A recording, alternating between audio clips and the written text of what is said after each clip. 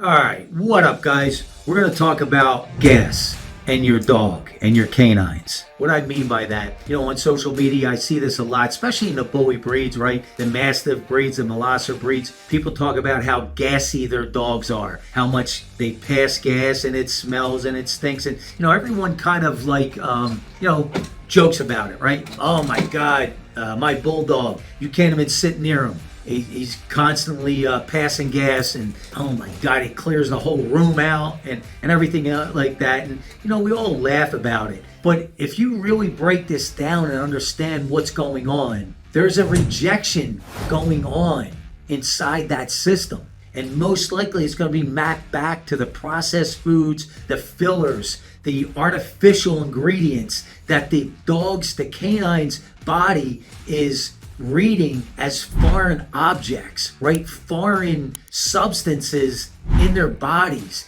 It's like your car backfiring, right?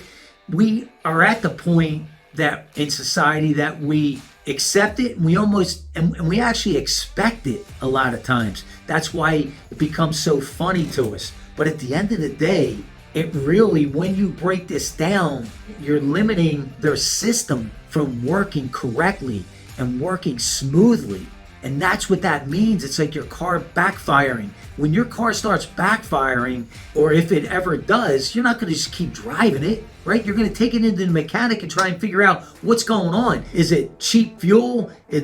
Whatever. There had to be a tune-up, something. So when your dog is really passing gas like that on a consistent basis, you might want to really step back and start evaluating and start to look, what am I feeding them? What is making this happen? And how can we start to reverse engineer this? How do we start to get an understanding of what it is, try to identify what it is, eliminate it? And one of the ways that you can do that, believe it or not, is obviously figure out what you're feeding them and then take away the non-necessities. So if you're feeding a food and you're feeding some supplements and you're feeding, and this just happened to a customer of mine, you're feeding like vegetables and fruits and some other things, and be honest, if you're feeding table scraps, things like that, start to eliminate all the other stuff except for the actual food. Give the food a chance to work, and if it's the food, you'll know right away. If it's not the food and you feel like you have a good quality food, whether it's commercial or raw or a combination, right? Animal protein, animal fat. If you feel you have a quality food and they're not getting gassy when they're just eating the food, then you want to start to, it's called an elimination diet. Then you want to start to add in the other things very slowly. And I did this with a customer. So we eliminated all the extras, including canine super supplements. Then, once we got this dog had major diarrhea. So not just gas, but major diarrhea. And that's the same thing, just a different level of rejection. The body's rejecting, right? And then diarrhea long enough, it starts to create real issues with the digestive tract, and you go down a whole nother road with that. But eliminate everything but that food. Now, if it's the food, now you got to figure out what food you can do, right, to start turning things around. But let's just say that food is good. Then you start to add in. Then I had my customer start to add in slowly after about a week, 10 days of the food. Clear the system, and they're starting to go regular. Now let's just start sprinkling in some of the supplements. Okay, give it a few days. Let's up the serving sizes of the, everything's good. Let's up the serving sizes of the supplements. And then we kept going. Okay, we're good for a few more days. And then let's get to the normal serving sizes. Give that a few days. We gave that a few days. Then he started to add in the fruits that he was given. The berries and the raspberries, strawberries, blueberries, things like that. And I think some vegetables, like raw vegetables, but mainly fruits. 2 or 3 days. Boom. Issues. Just blasting right out of them. Stopped that, went back, and then went down that direction again and completely eliminated the fruits and the vegetables, which I knew initially when he reached out to me, but I wanted to take him through this journey because at the end of the day, it shows both of us in real time. And I'm not a guy on theory. I don't care about theory. I don't care about your scientific studies because I'm not there. I haven't overseen it. And quite honestly, they're manipulated for a certain agenda, one way or the other, good or bad. So I care about real world, real time results. and then we figure out from there.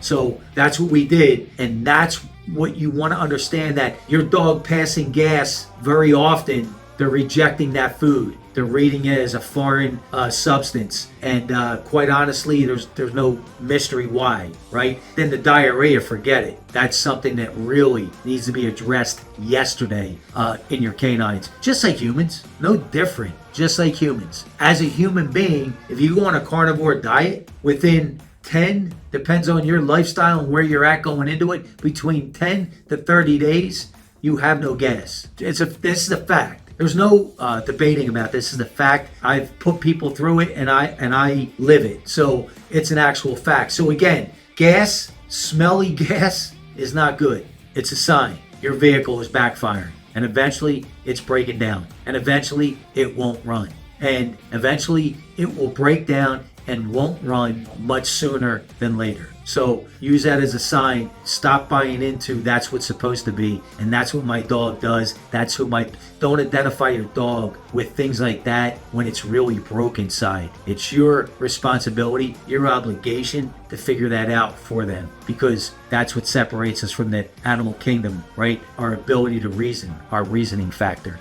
So that's your responsibility as the owner of the animal.